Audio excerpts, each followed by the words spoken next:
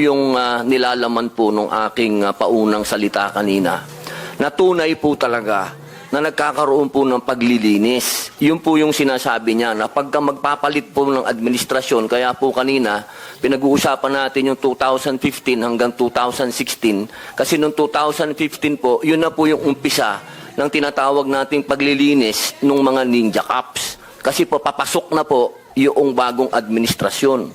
Yun po yung sinasabi ni Ma'am Cristina Gonzales na tunay po na nangyayari yan sa underworld.